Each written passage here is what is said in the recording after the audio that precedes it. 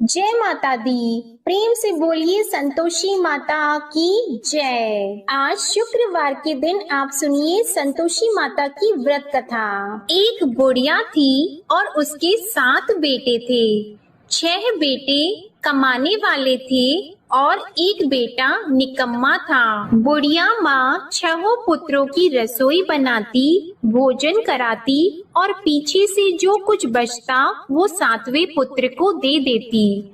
परंतु वह बड़ा भोला भाला था, मन में कुछ विचार नहीं करता था। एक दिन वह अपनी बहू से बोला, देखो मेरी माता का मुझ पर कितना प्रेम है। वह बोली, क्यों नहीं, सबका झूठा बचा हुआ तुमको खिलाती है। वह बोला, ऐसा भी हो सकता है क्या? मैं जब तक आंखों से न देखूं मान नहीं सकता। बहू ने हंसकर कहा, देख लोगे तब तो मानोगी। कुछ दिन बाद बड़ा त्योहार आया। घर में 7 प्रकार के भोजन और चूरमा के लड्डू बने। वह जांचने को सर के दर्द का बहाना कर पतला कपड़ा सिर पर ओढ़कर रसोई घर में सो गया और कपड़े में से सब देखता रहा। 6 भाई भोजन करने आए। उसने देखा माँ ने उनके लिए सुंदर सुंदर आसन बिछाए, 7 प्रकार की रसोई परोसी। वह आग्रह करके जिमाती रही, वह देखता रहा। 6 भाई भोजन कर उठे, तब माँ ने उनकी झूठी थालियों में से लड्डुओं के टुकड़ों को उठाया और एक लड्डू बनाया। झूठन साफ करके बुढ़िया माँ ने पुकारा, उठ बेटा, 6 भाई भोजन कर गए, अब तू ही बेटा बाकी है, उठ और तू कब खाएगा? वह कहने लगा, माँ मुझे भोजन नहीं करना, मैं परदेश जा रहा हूँ। माता ने कहा, कल जाता तो आज ही जा। वह बोला, हाँ हाँ आज ही जा रहा हूँ। यह कहकर वह घर से निकल गया। चलते समय उसे बहू की याद आई। वह गौशाला में कंडे थाप रही थी। वह उसे जाकर बोला कि मेरे पास तो कुछ नहीं है, यह अंगूठी है, सो ले लो और अपनी कुछ निशानी मुझे दे दो। वह बोली कि मेरे पास क्या है, यह गोबर भरा हाथ है। यह कहकर उसकी पीठ में गोबर के हाथ की थाप मार दी और वह चल दिया। चलते चलते दूर देश में पहुंचा। वहां पर एक साहूकार की दुकान थी। वहां जाकर बोला, भाई मुझे नौकरी पर रख लो। साहूकार को नौकर की जरूरत थी। साहूकार उससे बोला, तू नौकरी पर रह जा। लड़के ने पूछा, तनख्वाह क्या रहेगी? साहूकार ने कहा, काम देखकर दाम मिलेंगे। साहूकार की नौकरी मिल गई। वह सवेरे 6 बजे से रात्रि 12 बजे तक नौकरी करने लगा। कुछ दिनों में दुकान का लेन देन, हिसाब किताब, ग्राहकों को माल बेचना, सारा काम करने लगा। साहूकार के 7-8 नौकर थे। वे सब चक्कर खाने लगे कि यह नया नौकर बहुत होशियार बन गया है। सेठ ने भी काम देखा और 3 महीने के अंदर ही उसे मुनाफे का साझीदार बना लिया। 12 वर्ष में वह नामी सेठ बन गया और मालिक सारा कारोबार उस पर छोड़कर बाहर चला गया। अब बहू पर क्या बीती वह सुनो। सास ससुर उसे दुख देने लगे। सारी गृहस्थी का काम करा के उसे लकड़ी लेने जंगल में भेजते।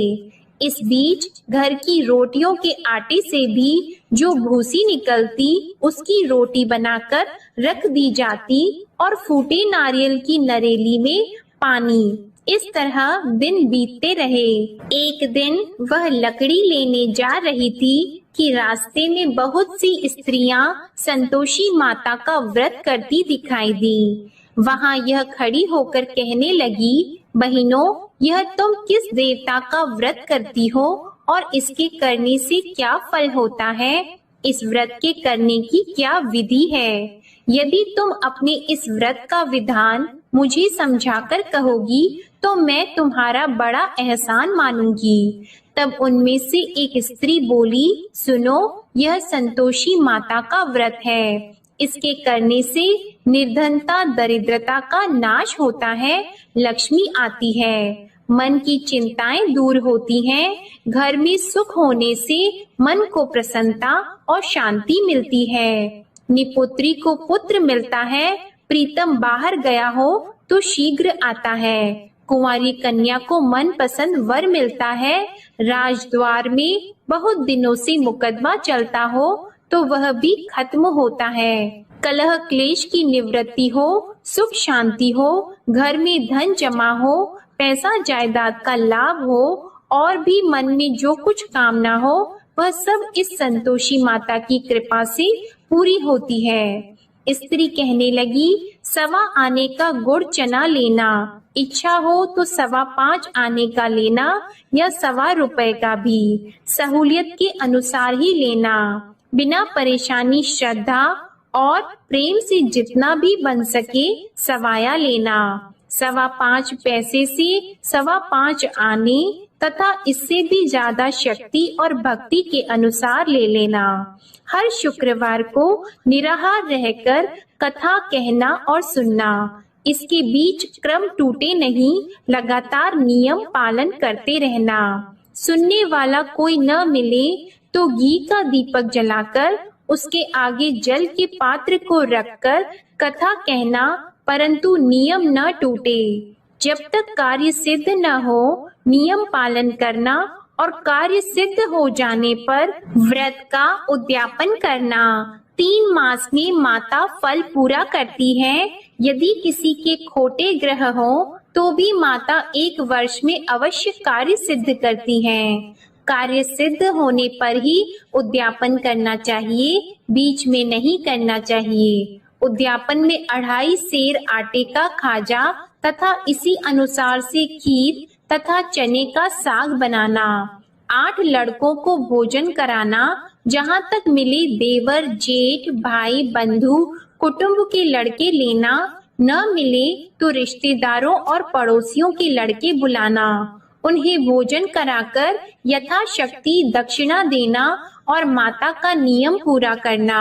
उस दिन घर में कोई खटाई नहीं बनाना। यह सब सुनकर बुढ़िया की बहू वहां से चल दी। रास्ते में लकड़ी के बोझ को बेच दिया और उन पैसों से गुड़ चना लेकर माता के व्रत की तैयारी करने लगी। आगे चली और सामने मंदिर है। यह सुनकर माता के मंदिर में जाकर माता के चरणों में लौटने लगी। इसके बाद वह माँ से विनती करने लगी कि हे माँ, मैं निपट मूर्ख हूँ, व्रत के नियम कुछ नहीं जानती हूँ, मैं बहुत दुखी हूँ। हे माता जग जननी, मेरा दुख दूर करो, मैं आपकी शरण में हूँ। माता को दया आई। एक शुक्रवार बीता कि दूसरे शुक्रवार को ही इसके पति का पत्र आया और तीसरे को उसका भेजा हुआ पैसा भी आ पहुँचा। यह देखकर जेठानी मुंह सिकोड़ने लगी। इतने दिनों में इतना पैसा आया, इसमें क्या बढ़ाव है। लड़के ताने देने लगे कि काकी के पास अब पत्र आने लगे, रुपए आने लगा, अब तो काकी की खातिर बढ़ जाएगी, अब तो काकी बुलाने से भी नहीं बोलेगी। बेचारी सरलता से यह कहती है कि भैया पत्र आएगा, रुपए आएंगे तो हम सबके लिए अच्छा है। ऐसा कहकर आंखों में आंसू भरकर संतोषी माता के मंदिर में आकर मातेश्वरी के चरणों में गिरकर रोने लगी। माँ, मैंने तुमसे पैसा नहीं मांगा, मुझे पैसे से क्या काम है, मुझे तो अपनी सुहाग से काम है, मैं तो अपने स्वामी की दर्शन और सेवा मांगती हूँ। तब माता ने प्रसन्न होकर कहा, जा बेटी, तेरा स्वामी आएगा। यह सुनकर खुशी से वह बावली होकर घर जाकर काम करने लगी। अब संतोषी माँ विचार करने लगी, इस भोली पुत्री से मैंने कह तो दिया कि तेरा पति आएगा, पर आएगा कहाँ से? वह तो इसे स्वप्न में भी याद नहीं करता। इसे याद दिलाने तो मुझे ही जाना पड़ेगा। इस तरह माता उस बुढ़िया के बेटे के पास जाकर स्वप्न में प्रकट होकर कहने लगी, साहूकार के बेटे, सोता है या जागता है? वह कहता है, माता सोता भी नहीं हूँ, जागता भी नहीं हूँ, बीच में ही हूँ, कहो क्या आज्ञा है। माँ कहने लगी, तेरा घर बार है या नहीं? वह बोला, मेरा सब कुछ है माता, माँ बाप भाई बहन बहू क्या कमी है? माँ बोली, पुत्र तेरी घरवाली कष्ट उठा रही है, माँ बाप उसे दुख दे रहे हैं, वह तेरे लिए तरस रही है, तू उसकी सुध ले। वह बोला, हाँ माता, यह तो मुझे मालूम है, परंतु जाऊं कैसे? परदेश की बात है, लेन देन का कोई हिसाब नहीं, कोई जाने का रास्ता नजर नहीं आता, कैसे चला जाऊं? माँ कहने लगी, मेरी बात मान, सवेरे नहा धोकर संतोषी माता का नाम लेकर घी का दीपक जलाकर दंडवत कर दुकान पर जा बैठना। देखते देखते तेरा लेन देन चुक जाएगा, जमा माल बिक जाएगा, सांझ होते होते धन का ढेर लग जाएगा। अब तो वह सवेरे बहुत ही जल्दी उठकर मित्र बंधुओं से अपनी सपने की बात कहता है। वे सब उसकी बात अनसुनी करके खिल्ली उड़ाने लगे। कहीं सपने भी सच्चे होते हैं? एक बूढ़ा बोला, देख भाई मेरी बात मान, इस तरह साच झूठ कहने के बदले देवता ने जैसा ही कहा है वैसा ही करना, तेरा क्या जाता है। अब बूढ़े की बात मानकर वह नहा धोकर संतोषी माता को दंडवत कर घी का दीपक जलाकर दुकान पर जा बैठता है। थोड़ी देर में वह क्या देखता है कि देने वाले रुपया लाए, लेने वाले हिसाब लाए। कोठे में भरे सामानों के खरीदार नगद में सौदा करने लगे। शाम तक धन का ढेर लग गया। मन में माता का नाम लेकर प्रसन्न होकर घर जाने के वास्ते गहना कपड़ा सामान खरीदने लगा। यहाँ के काम से निपट घर को रवाना हुआ। उधर बहू बेचारी जंगल में लकड़ी लेने जाती है। लौटते वक्त माताजी के मंदिर पर विश्राम करती है। वह तो उसका रोज रुकने का स्थान ही था। दूर धूल उड़ती देखकर वह माता से पूछती है, हे माता, यह धूल कैसे उड़ रही है? माँ कहती है, हे पुत्री, तेरा पति आ रहा है, अब तू ऐसा कर, लकड़ियों के 3 बोझ बना ले, एक नदी के किनारे रख, दूसरा मेरे मंदिर पर और तीसरा अपने सिर पर रख। तेरे पति को लकड़ी का गट्ठा देकर मोह पैदा होगा, वह यहाँ रुकेगा, नाश्ता पानी बनाकर खाकर माँ से मिलने जाएगा। तू लकड़ी का बोझ उठाकर जाना और बीच चौक में गट्ठा लाकर 3 आवाजें जोर से लगाना। लो सासू जी, लकड़ियों का गट्ठा लाई हूँ, भूसी की रोटी दो, नारियल के खोपड़े में पानी दो। आज कौन मेहमान आया है? माँ की यह बात सुनकर वह बहुत अच्छा माताजी कहकर प्रसन्न मन होकर लकड़ियों के 3 गट्ठे ले आई। एक नदी के तट पर एक माता के मंदिर पर रखा।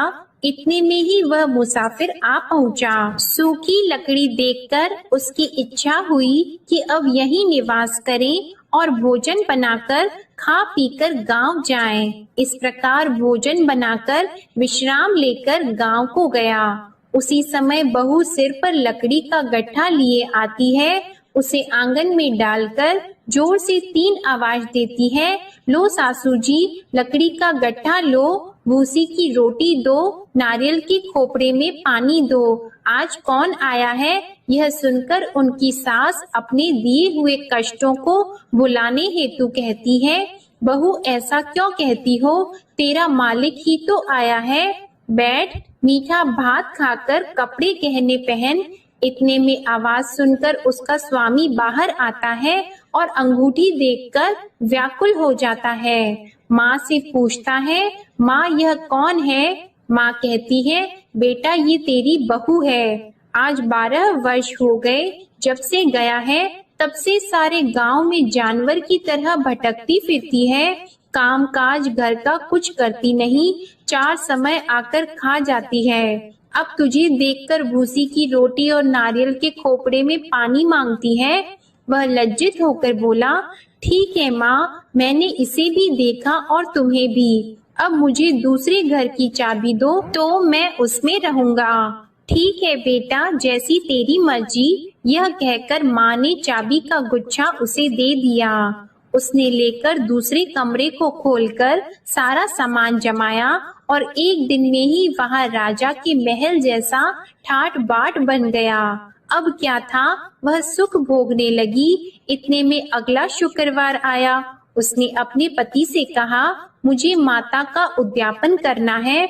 उसका पति बोला, बहुत अच्छा, कर लो, अपनी खुशी से यह भी कर लो। तुरंत ही वह उद्यापन की तैयारी करने लगी। जेठ के लड़के को भोजन के लिए कहने लगी। उसने मंजूर किया, परंतु पीछे जेठानी अपने बच्चों को सिखाती है, देखो भोजन के समय सब लोग खटाई मांगना, जिससे इसका उद्यापन पूरा न हो। लड़के खाना खाने आए, खीर पेट भरकर खाई, परंतु बात याद आते ही कहने लगे, हमें कुछ खटाई खाने को दो, खीर खाना हमें भाता नहीं, यह देखकर अरुचि होती है। बहू कहने लगी, खटाई किसी को नहीं दी जाएगी, यह तो संतोषी माता का प्रसाद है। लड़के उठकर खड़े हुए और बोले, पैसे लाओ।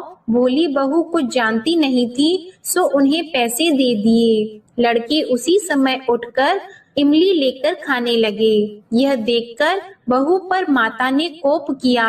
राजा के दूत उसके पति को पकड़कर ले गए और जेठ जेठानी मन माने खोटे वचन कहने लगे। लूट लूट कर धन इकट्ठा कर लाया था, सो राजा के दूत उसे पकड़कर ले गए हैं। अब सब मालूम हो जाएगा जब जेल की रोटी खाएगा। बहू से यह वचन सहन नहीं हुआ। रोती रोती माता के मंदिर में गई और बोली, हे माता, तुमने यह क्या किया?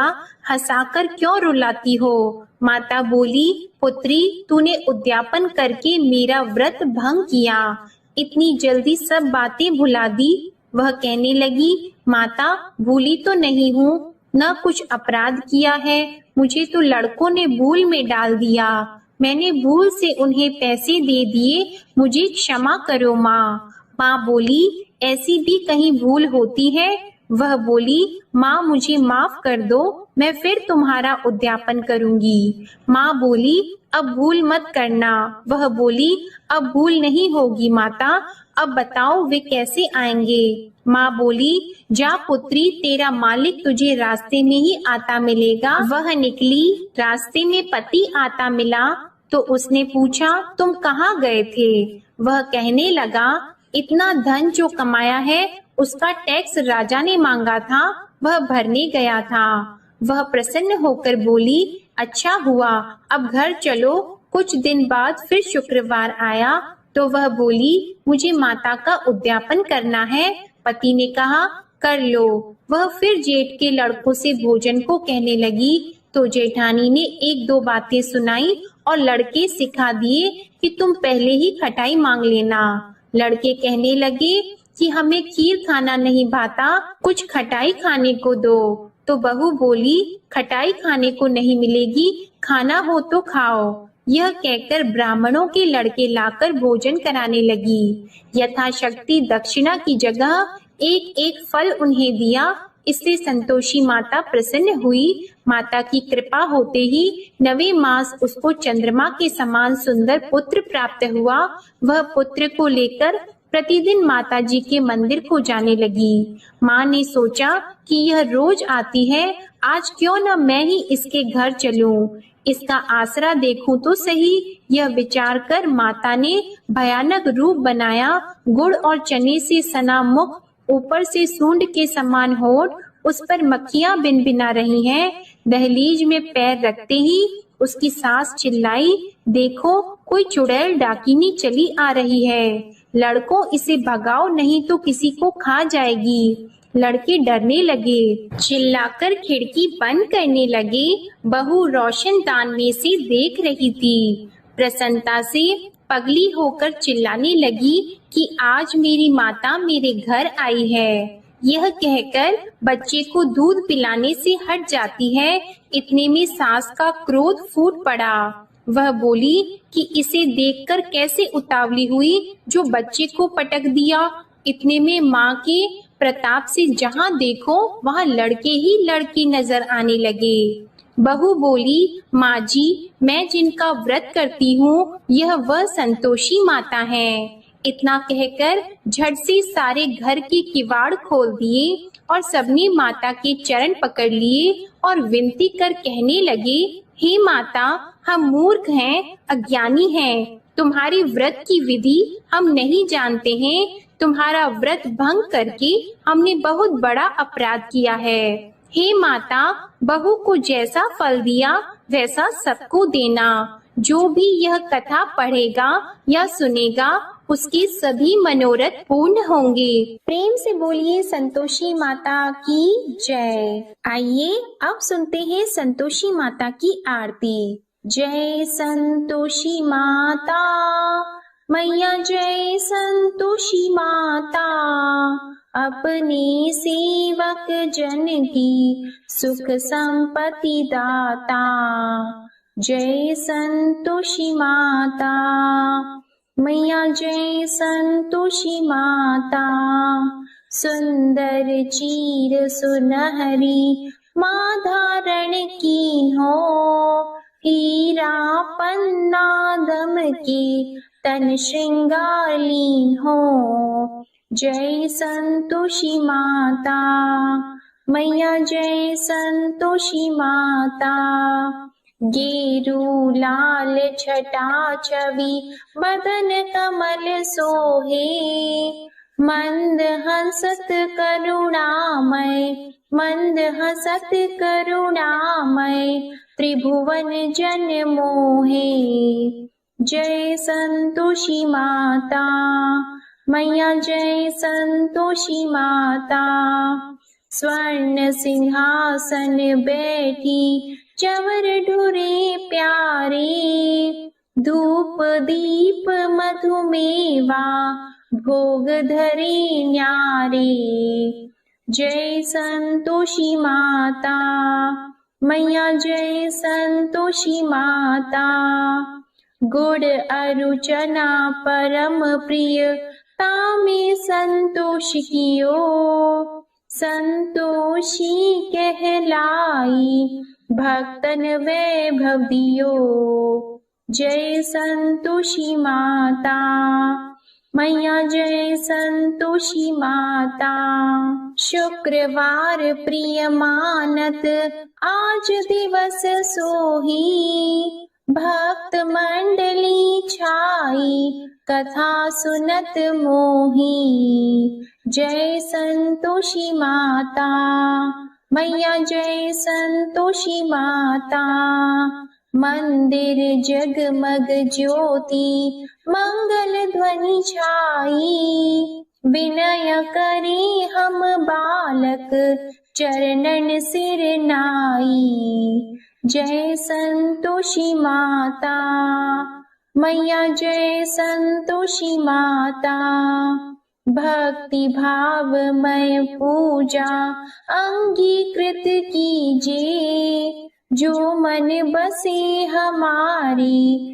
इच्छा फल दीजिए। जय संतोषी माता मैया, जय संतोषी माता, दुखी दरिद्री रोगी संकट मुक्त किए, बहु धन धान्य भरे घर सुख सौभाग्य दिए। जय संतोषी माता मैया, जय संतोषी माता, ध्यान धरियो जिस जन ने मन वांछित फल पायो, पूजा कथा श्रवण कर घर आनंद आयो। जय संतोषी माता मैया, जय संतोषी माता, शरण गहे की लज्जा राखियो जगदम्बे,